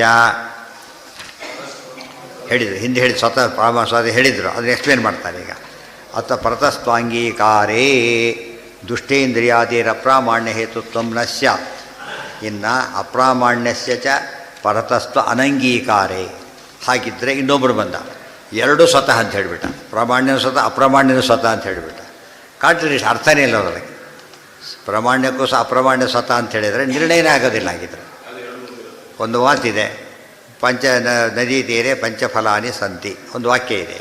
ಅದ್ರ ಪ್ರಕಾರ ಏನು, ಒಂದು ಪ್ರಕಾರ ಒಬ್ಬನು ಹೋಗಿ ನೋಡ್ದ ಇತ್ತು, ಪ್ರಮಾಣ ಆಯಿತು. ಇನ್ನು ನೋಡ್ದೆ ಇರಲಿಲ್ಲ, ಸುಳ್ಳಾಯಿತು. ಇದು ಸ್ವತಃ ಪ್ರಮಾಣ, ಅದು ಸ್ವತಃ ಪ್ರಮಾಣ ಅಂತ ಹೇಳ್ತಾರೆ. ಅಲ್ಲ, ಅದು ಬಾಧಕ ಬಂದಿದ್ದರಿಂದ ಆಯಿತು. ಪ್ರಾಮಾಣ್ಯಕ್ಕೆ ಯಾವಾಗ ಬಾಧಕ ಬರ್ತದೋ ಅವಾಗ ಏನಾಗುತ್ತದೋ ಅಪ್ರಮಾಣ ಆಗುತ್ತೆ. ಅದರ್ವೈಸ್ ಏನದು, ನೀರು ಹರಿಯುತ್ತದೆ, ಸರಿ. ಅದು ಇಲ್ಲ, ನೀರು ಹರಿಲೂಬೋದು, ಹರಿದೇನೆ ಇರ್ಬೋದು, ಯಾರು ಅಂತಾರ? ಉತ್ತರನೇ ಅಲ್ಲ. ಹಾಗೆ ನಿಂತ ನೀರಿದೆ ಅಣೆಕಟ್ಟಿನಲ್ಲಿ, ಅದಕ್ಕೇನು ಮಾಡ್ತೀರಿ? ಕಟ್ಟೆ ಕಟ್ಟಿದ್ದಾರೆ, ಆದ್ದರಿಂದ ಅದು ಕಟ್ಟೆ ಅಷ್ಟೇ ಹೊರತು ನೀರು ಹರಿಯುತ್ತೆ ರೂಲಿಗೆ ಇದು ಬರಲಿಲ್ಲ, ವಿರೋಧ ಆಗಲಿಲ್ಲ. ಅದು ಅಡ್ಡ ಏನಿದೆ ಅದಕ್ಕೆ ಕಟ್ಟೆ ಕಟ್ಟಿದೆ. ಅದು ಯಾವಾಗ ತುಂಬಿದ ಮೇಲೆ ಹರಿಲಿಕ್ಕೆ ಶುರು ಆಗುತ್ತೆ, ದೊಡ್ಡದಿಲ್ಲ ಅದು. ತುಂಬ ಯಾವ ಜಾಸ್ತಿ ಆಗ್ತಾ ಹೋಗುತ್ತೆ, ಆಮೇಲೆ ಮೇಲೆ ಬಂದರೆ ಹರಕೊಡುತ್ತೆ, ಅಂತ ದಾರಿ ಸಿಕ್ತು, ಅದಕ್ಕೆ ಹೊರಟುಬಿಡುತ್ತೆ. ಆ ಹರಿಯೋ ಸ್ವಭಾವ ಅಲ್ಲದೆ ಹೋಗಿದ್ರೆ ಸ್ವಲ್ಪ ನಿಲ್ಲಿಸ್ಬಿಟ್ರೆ ಸಾಕು, ಬೇರೆ ಹೋಗಿ ಮತ್ತೆ ಇರಬೇಕಾಗಿಲ್ಲ. ಒಂದು ಅಡಿ ಕಟ್ಬಿಟ್ರೆ ಡ್ಯಾಮ್ ಆಗಿಬಿಡ್ತೈತೆ. ಹರಿಯೋ ಗುಣ ಇರೋದ್ರಿಂದನೇ ಅವ್ನು ಅದು ಎಷ್ಟೊತ್ತು ಸಾಲಿ ಅಲ್ಲಿಗೂ ಬಂದ ನಮ್ಮ ಕೈಗೆ ಆಗಿ ಬಿಟ್ಟುಬಿಡ್ತಾರೆ ಅಷ್ಟೇ ಹೊರತು, ಇನ್ನೂ ಮೇಲೆ ಕಟ್ಟರೆ ಮತ್ತೆ ಹೋಗ್ತದೆ, ಬಿಡೋದಿಲ್ಲ. ಅಲ್ಲಿಂದ ಬಿಡೋದು. ಇವನು ಎಷ್ಟು ಬೇಕು ಅಷ್ಟು ಹೇಳ್ಬಿಡೋದು, ಹೋಗಲಿ ಅಂತ ಬಿಟ್ಬಿಡ್ತಾರೆ. ಈಗ ರಿಲೀಸ್ ಮಾಡಿಬಿಡ್ತಾರೆ. ಅಷ್ಟು ಸುಮ್ಮನೆ ಇಟ್ಕೊಂಡು ಪ್ರಯೋಜನ ಇಲ್ಲ ಆದ್ದರಿಂದ ರಿಲೀಸ್ ಮಾಡ್ತಾರೆ. ಅಷ್ಟು ಕಟ್ಟೋಕ್ಕಾಗೋದಿಲ್ಲ ಒಂದು ಕಾರಣ, ಇಟ್ಕೊಂಡು ಉಪಯೋಗ ಇಲ್ಲ ಇನ್ನೊಂದು ಕಾರಣ, ಹೋಗಿಬಿಡೋದು. ಪರತಸ್ತು ಅನಂಗೀಕಾರೇ ದುಷ್ಟೇಂದ್ರಿಯಾದೇಹೇ ಅಪ್ರಾಮಾಣ್ಯ ಹೇತುತ್ವ ನ ಸ್ಯಾತ್. ಹಾಗಿದ್ದರೆ ಕಣ್ಣು ಸರಿ ಇರಲಿ ಬಿಡಲಿ, ಸ್ವತಃ ಪ್ರಮಾಣ. ಹಾಗಿದ್ರೆ ಅವ್ನು ಹಾಲು ಅವನ ಪಾಲಿಗೆ ಹಳದಿನೇ, ಇವನ ಪಾಲಿಗೆ ಬಿಡಿನೇ. ಅಂದರೆ ಆಬ್ಜೆಕ್ಟಿವ್ ಥಿಂಕಿಂಗೇ ಹೋಗಿಬಿಡ್ತದಾಗ, ಗೊತ್ತಾಯ್ತಾ? ಸಬ್ಜೆಕ್ಟಿವ್ ಥಿಂಕಿಂಗ್ ಶುರುವಾಗ್ತದೆ, ಅದು ಹೇಳಬಾರ್ದು. ತದನಂಗೀಕಾರೇ ಚ ಅನುಭವ ವಿರೋಧ. ಇಲ್ಲ ಹಾಗೂ ಮಾಡ್ತೇವೆ ಅಂದರೆ ಅನುಭವಕ್ಕೆ ವಿರುದ್ಧ. ಆಚಾರ್ಯ ಇಮ್ಮಿಡಿಯೇಟಾಗಿ ಹತ್ತಿರ ತಂದುಬಿಡ್ತಾರೆ. ಅನುಭವ ಹೇಗಿದೆ ಇಷ್ಟೇ, ಬೇರೆ ಇಲ್ಲ. ಮಾತು ಬೆಳೆಸ್ತಾ ಹೋದರೆ ಎಂಡಿರೋದಿಲ್ಲ. ಅನುಭವ ಹೇಗಿದೆ ನೀನೇ ಹೇಳಿ. ಒಪ್ಪಳೆ ಬೇರೆ ದಾರಿ ಇಲ್ಲ ಅವನಿಗೆ. ಹೌದು, ಕಂಡ ಸುಮ್ಮನೆ ನೋಡಿದ ತಕ್ಷಣ ಸರಿ ಅಂತ ಅನಿಸುತ್ತೆ ನಮಗೆ. ಅದು ಸರಿ ಆಗೇ ಬಿಟ್ಟಿರುತ್ತೆ. ಎಲ್ಲಿ ಸುಳ್ಳಾಗಿರುತ್ತೋ ಅದಕ್ಕೇನಾಗಿರುತ್ತೋ ಅದು ಬಾಧಕ ಇರುತ್ತೆ. ಬಾಧಕ ಅಂತ ಏನು ಬಾಧಕ ಆಗಿರ್ಬೋದು? ಪ್ರತ್ಯಕ್ಷ ಸರಿಯಾಗಿ ನೋಡಿಲ್ಲ, ಆಗಮ ಸರಿಯಾಗಿ ಅರ್ಥ ಮಾಡ್ಕೊಂಡಿಲ್ಲ. ಸತ್ವಮಸಿ ಮೊದಲಾದ ವಾಕ್ಯಗಳನ್ನೇ ಸರಿಯಾಗಿ ಅರ್ಥ ಮಾಡ್ಕೊಳ್ಳದೆ ಹೋದರೂ ಭ್ರಮೆ ಬಂತು, ಪ್ರತ್ಯಕ್ಷ ಸರಿಯಾಗಿ ನೋಡದೆ ಹೋದರೂ ಭ್ರಮೆ ಬಂತು. ಈಗ ನಮ್ಗೆ ಅರ್ಥ ಆಗುತ್ತೆ. ನೀವು ಯಾತಕ್ಕೆ ಶುಕ್ತಿರಹಿತ ಜ್ಞಾನ ತಪ್ಪಾಯಿತು ಅಂತ ಕೇಳಿದರೆ ಅದು ಭ್ರಮೆ ಆಗ್ಲಿಕ್ಕೆ ಕಾರಣ ಸರಿಯಾಗಿ ನೋಡಿಲ್ಲ. ಹಾಗಿದ್ರೆ ನಿಮ್ಮ ಹತ್ತಕ್ಕೂ ಬೇರೆ ವಿರೋಧ ಯಾತಕ್ಕೆ ಬಂದರೆ ಸಾಕು, ವಾಕ್ಯ ಸರಿಯಾಗಿ ಅರ್ಥ ಮಾಡ್ಕೊಂಡಿಲ್ಲ ಅಷ್ಟೇ. ವಸ್ತು ಚೇಂಜ್ ಆಗಲಿಲ್ಲ, ಅಲ್ಲಿರೋ ಶಕ್ತಿನೇ ರೈತ ನಿನಗೆ ಕಾಣಿಸ್ತು, ಅಲ್ಲಿ ಅರ್ಥನೇ ತಪ್ಪು ತಿಳ್ಕೊಳ್ತೀವಿ ಅಷ್ಟೇ. ಅಲ್ಲಿ ಯೋಚನೆ ಮಾಡದೆ ಹೋದ ಪ್ರತ್ಯಕ್ಷ ಅದು ಅಪಟು ಪ್ರತ್ಯಕ್ಷ ಅಂತ ಹೇಳಿದ್ದಾರೆ. ಅಪಟು ಪ್ರತ್ಯಕ್ಷ. ಅದೇ ರೀತಿಯೇ ಆಗಮದ ಬಗ್ಗೆ ಪಟು ಜ್ಞಾನ ಬಂದರೆ ಏನಾಗೋದಿಲ್ಲ, ಅದು ಆಗೋ ಚಾನ್ಸಸ್ಸೇ ಇಲ್ಲ. ಇದು ಸೇಮ್ ವೇದವಾಕ್ಯ. ಅದೇ ದೃಷ್ಟಿಯಿಂದ ಇಬ್ಬರಿಗೆ ಶುಕ್ತಿ ಅಂತ ಕಾಣಿಸ್ತಾ ಇದೆ, ಒಬ್ಬರು ಶುಕ್ತಿ ರಹಿತ ಅಂತ ಕಾಣಿಸ್ತಾ ಇತ್ತು. ಇವನು ಸರಿಯಾಗಿ ಕಂಡಿದ್ದರೆ ಸರಿಯಾಗಿ ಕಂಡಿಲ್ಲ ಅವನಿಗೆ ಅಷ್ಟೇ. ಸೊ ಇವ ತತ್ವಮಸಿ ವಾಕ್ಯಕ್ಕೆ ಅಭೇದಾರ್ಥ ಅವರಿಗೆ ಕಾಣುತ್ತೆ, ಭೇದಾರ್ಥ ನಮಗೆ ಕಾಣುತ್ತೆ. ನಮ್ಮದಲ್ಲ, ಅದು ಇರೋದು ಭೇದಾರ್ಥ. ಯಾಕೆಂದರೆ ಹತ್ತಿರ ನೋಡು ಕನ್ಫರ್ಮ್ ಆಯ್ತು ನಿಮಗೆ. ಅವನು ಪ್ರತ್ಯಕ್ಷ ಯಾತಕ್ಕೆ ಸರಿ, ಇದು ಶುಕ್ತಿ ಏನೋ ಪ್ರತ್ಯಕ್ಷ ಅಂತ ಕೇಳಿದರೆ ಹತ್ತು ತೋರಿಸ್ತಾನೆ ನೋಡು ಅಂತೇಳಿ. ಇವನು ಅಲ್ಲ ಹೋದ ತಕ್ಷಣ ಇಲ್ಲ, ಅದು ಭ್ರಮೆ ಇದ್ದವನು ತೋರಿಸ್ಲಾರ, ಭ್ರಮೆ ಇದ್ದವನು ತೋರಿಸ್ತಾನವನು. ಸೊ ಅನುಭವ ಹತ್ತಿರ ಕೊನೆಗೆ ಯಾವುದು ಬರುತ್ತೆ, ಈಗ ಅನುಭವ ಹತ್ತಿರ ಬರುತ್ತೆ. ನಾವು ದೇವರು ಹೌದು ಅನ್ನೋದಕ್ಕೆ ಅನುಭವ ಸಪೋರ್ಟ್ ಮಾಡುತ್ತಾ, ದೇವರು ಅಲ್ಲಾನೇ ಸಪೋರ್ಟ್ ಮಾಡುತ್ತಾ? ಮುಗಿದೋಯ್ತು. ಹಾಗೆ ಆದರೆ ಯಾವ ಅರ್ಥ ಮಾಡಬೇಕಾಗಿದ್ದರೆ ಅದಕ್ಕೆ ವೇದ ಅಂತ ಅರ್ಥ ಮಾಡಿ, ಬೇರೆ ಅರ್ಥ ಮಾಡೋಕ್ಕೆ ಬರೋದಿಲ್ಲ. ಅದು ಫೈನಲ್ಲು. ಅನುಭವ ಬಿಟ್ಟುಬಿಟ್ರೆ ಮತ್ತು ಕ್ರೈಟೀರಿಯಾನೇ ಇಲ್ಲ. ಹೇಗೆ ಡಿಸೈಡ್ ಮಾಡ್ತೀರಿ ಹಾಗಿದ್ರೆ ಏನು?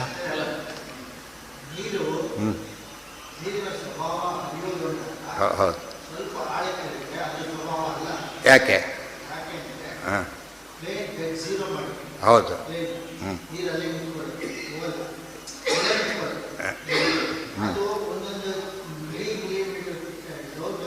ಹಾಂ ಹಾಂ ಹಾಂ ಹಾಂ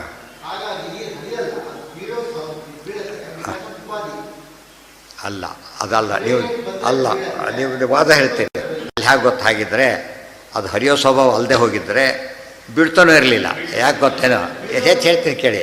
ಇಲ್ಲೊಂದು ಬಟ್ಟೆ ಕಟ್ಟಿ ಅಡ್ಡ ಕಟ್ಟಿಬಿಡ್ತೀವಿ. ಈಗ ಪುಸ್ತಕ ಹೆರ್ತಾ ಹೋಗ್ತೀವಿ, ಗೊತ್ತಾಯ್ತಾ? ಪುಸ್ತಕ ಹೊರತು ಜಾಸ್ತಿ ಇಟ್ಟು ಇನ್ನೂ ಜಾಸ್ತಿ ಇಟ್ಟು ಬೀಳಲ್ಲ ಆಗೋದು. ಮುಂದೆ ಯಾಕೆ ಹರಿಯೋದಿಲ್ಲ ಅದು, ಇಲ್ಲಿವರೆಗೂ ಹೋಗುತ್ತೆ. ಹಾಗೇನೆ ಇಲ್ಲಿ ಗೋಡೆ ಕಟ್ಟಿದ್ರು ಕೂಡ ಇಲ್ಲಿವರೆಗೂ ಹೋಗುತ್ತೆ. ನೀರು ಹಾಗೆ ಹೋಗೋದಿಲ್ಲ, ಮುಂದೆ ಹೋಗಿಬಿಡುತ್ತೆ. ಅದಕ್ಕೆ ಹರಿಯೋ ಗುಣ ಇರೋದ್ರಿಂದ. ಹಾಂ,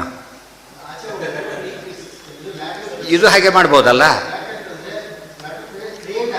ಹಾಂ, ಅಲ್ಲ ಅಲ್ಲ ಅಲ್ಲ ಅಲ್ಲ ಅಲ್ಲ ಸರಿಯಾಗಿ ನೋಡಿ, ಸರಿಯಾಗಿ ನೋಡಿ. ಅದನ್ನು ಹರಿಯೋದು ನೀರಿನ ಸ್ವಭಾವ. ಆಕಾಶ ಯಥಾ ಗಚ್ಚತಿ ಸಾಗರಂ, ಶಾಸ್ತ್ರ ಹೇಳಿರೋದು ಹಾಗೆ, ಇರೋದು ಹಾಗೆ. ಹೋಗ್ತಾ ನೀರು ಹಾಕಿ ತರ್ಕೊಂಡು ಹೋಗುತ್ತೆ. ಎಣ್ಣೆ ಹರಿಯೋದಿಲ್ಲ, ಎಣ್ಣೆ ಹರಿಯೋದಿಲ್ಲ, ನೀರು ಹರಿಯುತ್ತೆ. ಹೌದಲ್ಲ? ಹಾಂ ಹಾಂ ಹಾಂ ಯಾವುದು? ಉಲ್ಟಾ ಉಲ್ಟಾ ಅದು ಹೇಳಿ. ಉಲ್ಟಾ ಯಾಕೆ ಬರಲ್ಲ ಗೊತ್ತಾ? ಯಾಕೆ ಹೇಳಿ ನೋಡಂತೆ? ಇಲ್ಲ, ಅದಕ್ಕಿರೋದು ಯಾವಾಗಲೂ ವಾಟರ್ ಫೈಲ್ಸ್ ಓನ್ ಲೆವೆಲ್. ಯಾಕೆ ಹೋಗುತ್ತದೋ ಆ ಸ್ಟೇಟ್ಮೆಂಟಲ್ಲೇ ಉತ್ತರ ಇದೆ, ನೀರು ಹರಿಯುತ್ತೆ ಅಂಥೇಳಿ. ವಾಟರ್ ಏನು ಮಾಡುತ್ತೆ? ಅದು ಹಿಂದಕ್ಕೆ ಹೊಲಕ್ಕೆ, ಅದು ಎಲ್ಲ ಹಿಂದೂ ಮುಂದೆ ಗೊತ್ತಿಲ್ಲ ಅದಕ್ಕೆ. ಏನು ಮಾಡುತ್ತದು? ಹರಿತಾ ಹೋಗುತ್ತೆ ಅಷ್ಟೇ, ಹರಿತಾ ಹೋಗುತ್ತೆ. ಹಿಂದಕ್ಕೆ ಹೋಲಕ್ಕೆ ಯಾಕೆ ಬರಲ್ಲ ಅಂದರೆ ಅದು ಹರಿಯೋ ಜಾಗ ಅಲ್ಲ, ಅದಕ್ಕೆ ಹೋಗೋದಿಲ್ಲ. ಇಲ್ಲದೆ ಹೋಗಿದ್ದರೆ ನೀವು ಪ್ಲೇನ್ ಇಟ್ಬಿಡಿ, ಹಾಗಿದ್ರೆ ಹರಿಯೋದಿಲ್ಲ ನೀರು ಹೇಳಿಬಿಟ್ಟು. ಯಾವ ನದಿಗಳು ನಿಮ್ಗೆ ಏನಾಗಬೇಕು? ಈಗ ಹಾಗಿದ್ರೆ ಪ್ಲೇನ್, ನೀರು ಹರಿಯೋದೇ ಇಲ್ಲ. ಎಣ್ಣೆ ನೋಡಿ, ಎಣ್ಣೆಗೆ ನಿಮ್ಮ ತೇರಿ ಸರಿ ಹೋಗುತ್ತೆ, ಅದು ಹರಿಯೋದಿಲ್ಲ. ಎಣ್ಣೆ ಹೆಚ್ಚಾದಾಗ ಮುಂದಕ್ಕೆ ಹೋಗುತ್ತೆ ಅಷ್ಟೇ, ಹೆಚ್ಚಾದಾಗ. ಇದು ಹಾಗಲ್ಲ, ಇದ್ರೆ ಇದು ಸುಲಭ ಮಾಡುತ್ತೆ. ಇಲ್ಲ, ಹರಿಯೋದು ಸ್ವಭಾವ ಅದಕ್ಕೆ, ನೀರಿನ ಹರಿಯೋದೇ ಸ್ವಭಾವ ಅದಕ್ಕೆ. ಒಂದು ಹನಿ ಕೂಡ ಏನು ಯಾವ ಶಕ್ತಿ ಇದೆ, ಬಟ್ ಅದು ಇದಿಲ್ಲ ಹೋಗ್ಲಿಕ್ಕೆ. ಈ ಶಕ್ತಿ ಇಲ್ಲ ಅಷ್ಟೇ, ನಡೆಯೋ ಶಕ್ತಿ ಇದೆ. ಕಾಲು ನಿಂತೋಗಿದೆ ಅಂತಾರಲ್ಲ ಹಾಗೆ. ಹಾ ಅಲ್ಲ ಅಲ್ಲ ಅಲ್ಲ, ಹಾಗೆ ಹೇಳೋಕ್ಕೆ ಬರೋದಿಲ್ಲ. ಹಾಗೆ ಹೇಳೋದಾದರೆ ಬುಕ್ಕೋಗಿ ಹಾಗೆ ಬರಲಿ, ಹಾಗಿದ್ರೆ ಎಲ್ಲದಕ್ಕೂ ಬರಲಿ. ಬೆಟ್ಟಗಳು ಹರ್ಕೊಂಡು ಹೋಗ್ಬೇಕಲ್ಲ, ಡೌನ್ ಇದ್ರೆ. ಹಾಗಿದ್ರೆ ಬೆಟ್ಟ ಕರಿಯೋದಿಲ್ಲ, ಅದೆಲ್ಲ ಕಾರಣ ಸಾವಿರ. ಅದೇ ಹೇಳಿ, ಒಟ್ಟು ಹರಿಯುತ್ತೆ. ನಮಗೆ ಬೇಕಾಗಿದ್ದು ನೀರಿಗೆ ಅಷ್ಟೇ. ಅದು ಆ ಥಿಯರಿ ಬೇರೆ, ಮಾಲಿಕ್ಯೂಲು ಆಟಮ್ ಹೋಗಿಬಿಟ್ರೆ ಬೇರೆ ವಿಷಯ ಆಗುತ್ತೆ. ಈಗ ನೀರಿನ ಫಾರಮ್ಮಲ್ಲಿ ಗೊತ್ತಾಯ್ತಾ? ಇವಾಗ ಸಾಲಿಡ್ಡಿಗೂ ಇದಕ್ಕೂ ಡಿಫ್ರೆನ್ಸ್ ಏನು? ಲಿಕ್ವಿಡ್ಗೂ ಅಷ್ಟೇ. ಅದು ನಮ್ಮ ಥಿಯರಿ ಬೇಕಿಲ್ಲ. ಈ ಸ್ಟೇಜಲ್ಲಿ ಹರಿಯುತ್ತೋ ಇಲ್ಲಿ ಇಷ್ಟ ನಮ್ಮ ಪ್ರಶ್ನೆ ಅಷ್ಟೇ. ವಾಟರ್ ಅಂತ ಸ್ಟೇಜಲ್ಲಿ ಹರಿಯುತ್ತೋ ಅಷ್ಟೆ. ಇಲ್ಲದವ್ರು ಬೇರೆ ನೀರು ಹರಿಸೋದನ್ನೇ ಕರೆಯೋದು. ಗದ್ದೆ ನೀರು ಹರಿಸು, ಇದಕ್ಕೆ ಹರಿಸು, ಬಿಟ್ಟುಬಿಡ್ತಾನೆ ಹೋಗ್ತಾ ಇರುತ್ತೆ ಅಷ್ಟೇ. ಅದು ಮುಂದೆ ಹುಡುಕೊಂಡು ಹೋಗಬೇಕಾಗಿಲ್ಲ, ಅವು ಹೋಗ್ತಾ ಇರ್ತದೆ. ಅದು ಬೇರೆ ವಸ್ತು ಹಾಗಲ್ಲ, ನೋಡ್ತಾ ಇರಬೇಕು ಹಿಂದ್ಗಡೆ. ನಿಂತಾಗಲ್ಲ ಮತ್ತೆ ಓಡಿಸ್ಬೇಕು. ವೆಹಿಕಲ್ ಹರಿಯೋ ಸ್ವಭಾವ ಅಲ್ಲ ಅದಕ್ಕೆ. ಇದು ಪ್ರೆಷರಿಂದ ಹೋಗೋದು ಮುಂದಕ್ಕೆ. ಅದು ಹಾಗೆ ಹೋಗೋದಿಲ್ಲ. ನೀರು ಹಾಗಲ್ಲ, ಪ್ರೆಷರ್ ಕ್ರಿಯೇಟ್ ಮಾಡುತ್ತೆ ಅದು, ಗೊತ್ತಾಯ್ತಾ? ಇಲ್ದವ್ರು ತುಂಬಿದ ತಕ್ಷಣ ಅದು ಎಷ್ಟು ಜೋರಿರುತ್ತೆ ಗೊತ್ತಾ? ಇನ್ನೊಂದು ಯೋಚನೆ ಮಾಡಿ. ಅದು ಅಷ್ಟು ಹರಿಯೋ ಸ್ವಭಾವ ಇದ್ದಿದ್ದಕ್ಕೇ ಇದು ಒಂದು ದಿವಸ ಬಿದ್ದೋಗ್ಬಿಡುತ್ತೆ. ಬೀಳಿಸಿ ಹೋಗುತ್ತೆ, ಬಿಡೋದಿಲ್ಲ. ಮೊದಲು ನಿಂತ್ಕೊಂಡ್ಬಿಡುತ್ತೆ, ಆದರೆ ಫೋರ್ಸ್ ನಿಂತಿಲ್ಲ, ಅದ್ರ ಹಾಗೇ ಇದೆ. ಆ ಫೋರ್ಸ್ ಕೂಡ ಹೇಗಿರುತ್ತೆ? ಕೆಳಗೆ ಹೋಗ್ತೋಷ್ಟು ಏನಾಗುತ್ತೆ? ಜಾಸ್ತಿ ಇರುತ್ತೆ ಫೋರ್ಸ್. ಅದು ಎರಡು ಸೇರುತ್ತೆ, ವೇಟ್ ಪ್ಲಸ್ ಇದು ಎರಡು ಸೇರೋದ್ರಿಂದ ಕೆಳಗೆ ಭಾರಿ ಜೋರು ಇರುತ್ತೆ. ಮೇಲ್ಗಡೆ ಹೋಗ್ತಾ ಕಡಿಮೆ ಇರುತ್ತೆ, ಗೊತ್ತಾಯ್ತಾ? ಯಾವಾಗ ನಿಂತುಬಿಟ್ಟಿದ್ದು ಪ್ರೆಷರ್ ಅಪ್ವರ್ಡ್ ಶುರುವಾಗುತ್ತೆ. ಅಪಾಯಿಂಟ್ ಫೋರ್ಸ್ ಗೊತ್ತಲ್ಲ, ಮೇಲಕ್ಕೆ ಎತ್ತುತ್ತೆ. ಮೇಲಕ್ಕೆ ಎತ್ತುವ ಅಲ್ಲಿಂದ ಬೀಳಿಸುತ್ತೆ, ಬಿಡೋದಿಲ್ಲ. ಆ ರೀತಿ ಬೇರೆ ಪದಾರ್ಥ ಬರೀ ಒಂದು ಕಡೆ ಇಟ್ಟಿರ್ತಾರೆ, ಸುತ್ತ ಬೇನೆ ಹಾಕಿರ್ತಾರೆ, ಹಣ್ಣು ಏನೂ ಹೋಗಲ್ಲ, ಅಲ್ಲೇ ಇರ್ತಾವೆ. ಯಾರು ಕದ್ಕೊಂಡು ಹೋಗ್ಬೇಕು ಹೊರತು ಅವು ಹೋಗೋದಿಲ್ಲ ಹಣ್ಣುಗಳು. ನೀರಾದರೆ ಹೋಗುತ್ತೆ. ಸೊ ನೀರಿನ ಸ್ಟೇಜಲ್ಲಿ ಉಡುತ್ತೀರಿ ಬಿಟ್ಟುಬಿಡಿ, ನೀರಿನ ಸ್ಟೇಜಲ್ಲಿ ಹರಿಲೇಬೇಕು, ಗೊತ್ತಾಯ್ತಾ? ಬೆಲ್ಲ ಇದು ಹಾಗೆ ಇಟ್ಟಿರ್ತಾರೆ, ಕರೆಸಿದ ತಕ್ಷಣ ಎಲ್ಲ ಶುರುವಾಗುತ್ತೆ. ಆ ಸ್ಟೇಜ್ ಬಂದ ತಕ್ಷಣ ತುಪ್ಪ ಇದೆ, ತುಪ್ಪ ಆ್ಯಕ್ಚುಲಿ ಘನ ಪದಾರ್ಥ, ಅದು ಲಿಕ್ವಿಡ್ ಅಲ್ಲ ತುಪ್ಪ, ಗೊತ್ತಾಯ್ತಾ? ಈ ಕಾಯಿಸಿದ ತಕ್ಷಣ ಹರಿಯುತ್ತೆ. ಅದಕ್ಕೆ ಆ ಫಾರ್ಮ್ನಲ್ಲಿ ಹರಿಯುತ್ತೆ.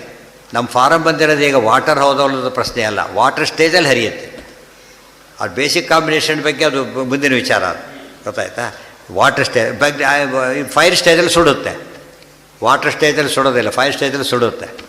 ಇದರಲ್ಲಿ ಸ್ಮೆಲ್ ಬರುತ್ತೆ ಪೃಥ್ವಿ ಸ್ಟೇಜಲ್ಲಿ. ಎಲ್ಲ ಮ್ಯಾಟರೇ ಅದು, ಎಲ್ಲ ಮ್ಯಾಟರ್ ಆ ಫಾರಮ್ನಲ್ಲಿ ಅದು ವರ್ಕ್ ಮಾಡುತ್ತೆ ಹಾಗೆ. ಆದ್ದರಿಂದ ಇರೋದೇ ಹಾಗೆ. ಎಲ್ಲದಕ್ಕೂ ಸ್ವತಃ ಪ್ರಾಮಾಣ್ಯ ಇರೋದು. ನಾವು ಪ್ರಮಾಣ ಇಷ್ಟೊತ್ತು ಓದಿದ್ದೇನು ಬೆಳಬೆಳಗ್ಗೆ ರಮಾಡಿ ಕೇಳಿಸಿ. ಹೌದು,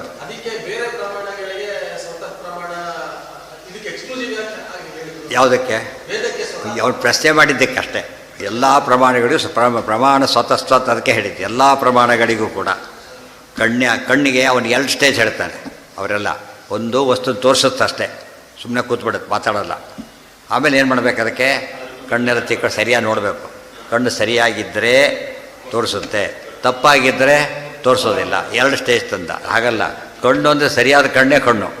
ಕಣ್ಣಿಗೆ ಮತ್ತೆ ಏನು ಸೇರಿಸಬಾರ್ದು, ಇನ್ನೊಂದು ಸೇರಿಸಬಾರ್ದು. ಗೊತ್ತಾಯ್ತಾ? ಹಾಲು ದ್ರವ ಪದಾರ್ಥ ಅಷ್ಟೇ.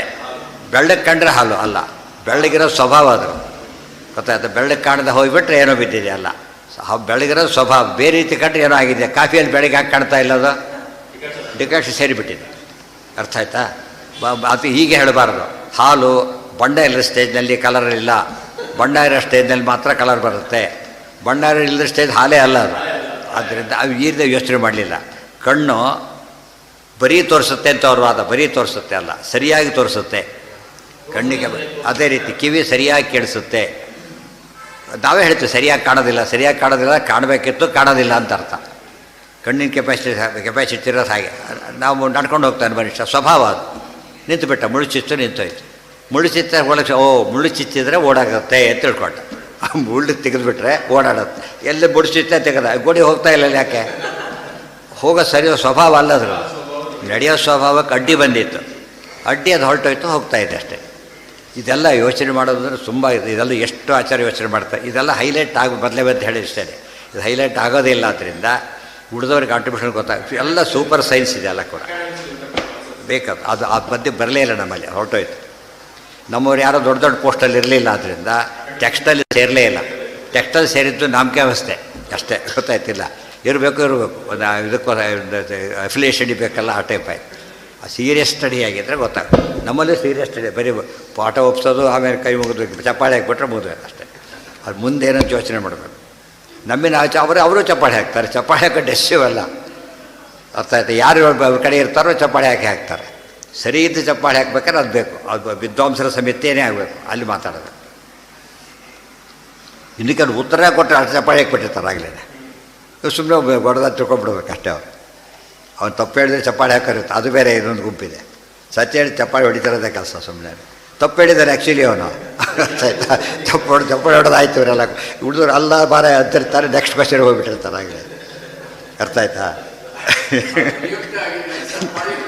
ಅವ್ರು ಒಂದು ಬಾಯಿ ಬಿಟ್ಟಾದ್ರೆ ಚಪ್ಪಾಳೆ ಹೊಡಿತಕ್ಕದ್ದು ಅಂತ ನಿಯಮ. ಹಾಗೆಲ್ಲ ಮಾಡಬಾರ್ದು. ಯೋಚನೆ ಮಾಡೋದು. ಪಂಡಿತರು ಸರಿ ಅಂದರೆ ಚಪ್ಪಾಳೆ ಹೊಡಿಬೇಕು.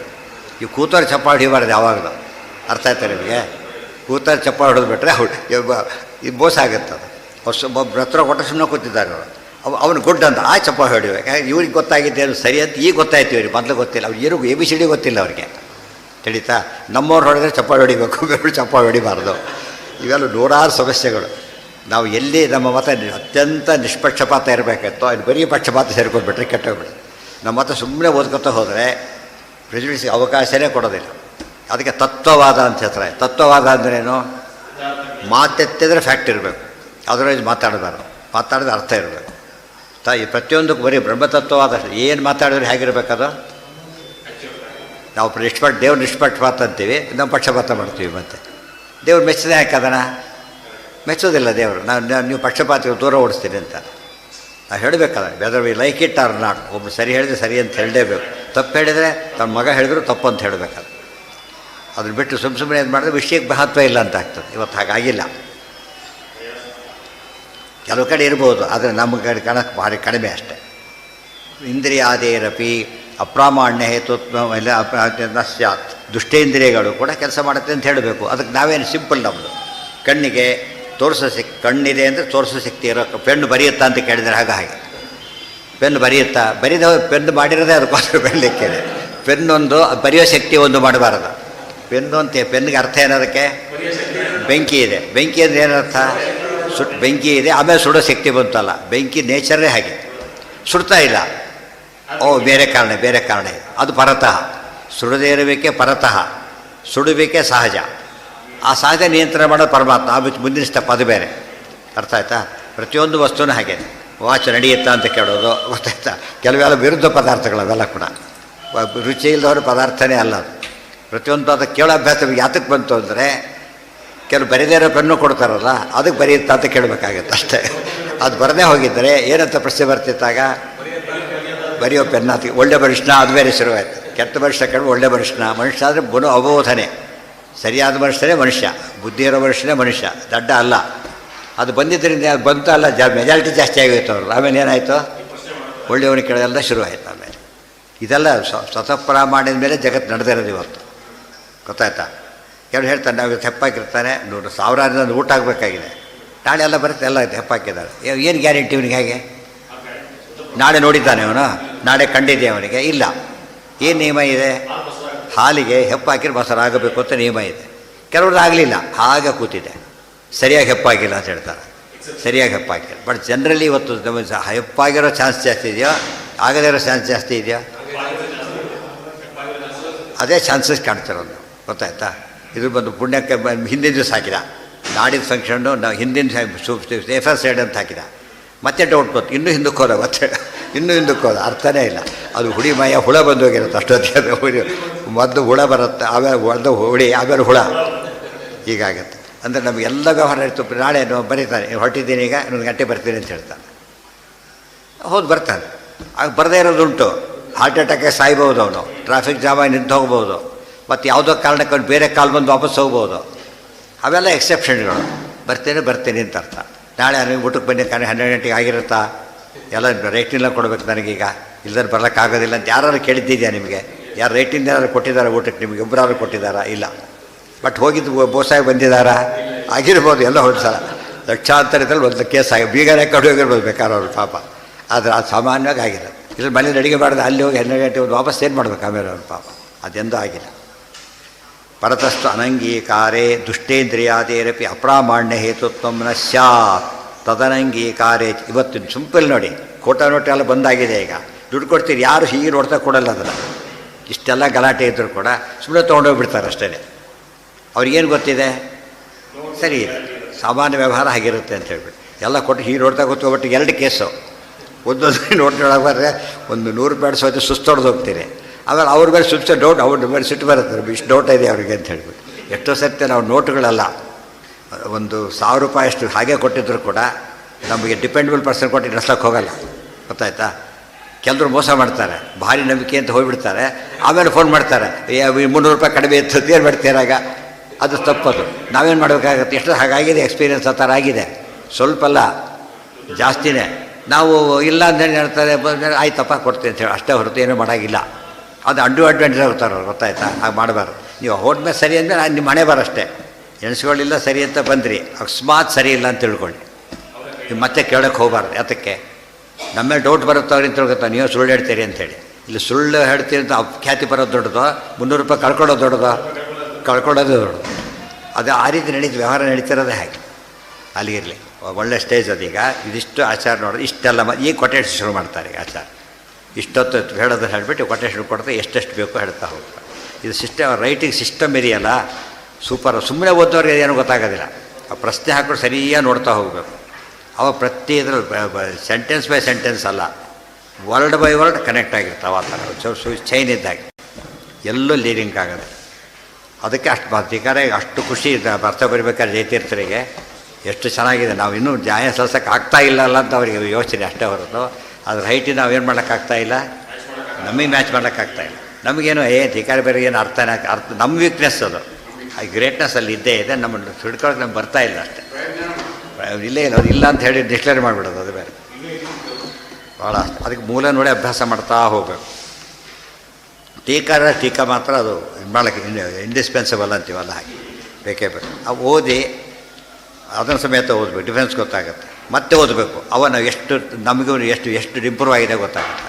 ಮತ್ತೆ ಅದನ್ನು ಓದಬೇಕು, ಆಗ ಜ್ಞಾನ ಹೆಚ್ಚಾಗ್ತಾ ಹೋಗ್ತದೆ. ಡೌಟ್ಗಳಲ್ಲಿ ಬಂದಾಗೆಲ್ಲ ಟಿಪ್ಪಣಿ ನೋಡ್ತಾ ಹೋಗಬೇಕು, ಎಲ್ಲೇ ಕ್ಲಾರಿಫಿಕೇಷನ್ ಇನ್ನೂ ಬೇಕಾಗುತ್ತೆ. ಇವ್ರು ಉದ್ದ ಅದನ್ನೇ ಹೇಳಕ್ಕೆ ಶುರು ಮಾಡಿಬಿಟ್ರೆ ಇಲ್ಲೂ ಡೌಟ್ ಕ್ರಿಯೇಟ್ ಮಾಡಿ ಉತ್ತರ ಕೊಟ್ಟಾಗುತ್ತೆ. ಹುಡುಗನ ಬುದ್ಧಿ ಕೆಟ್ಟೋಗುತ್ತೆ, ಓದೋ ಬಿಟ್ಟು ಬರೋದೇ ಇಲ್ಲ ಅವರು. ನೀನು ಹೋಗಬೇಡ, ಭಾಳ ಬಜಿತಾಗುತ್ತೆ ಅಂತ ಉಳಿದವ್ರನ್ನ ಬಿಡಿಸಿಬಿಡ್ತಾರೆ. ಒಂದು ವಿಷಯ ತಿಳ್ಕೊಂಡ್ರೆ ಗಟ್ಟಿ ಮಾಡಿಬಿಟ್ರೆ ಸಾಕು.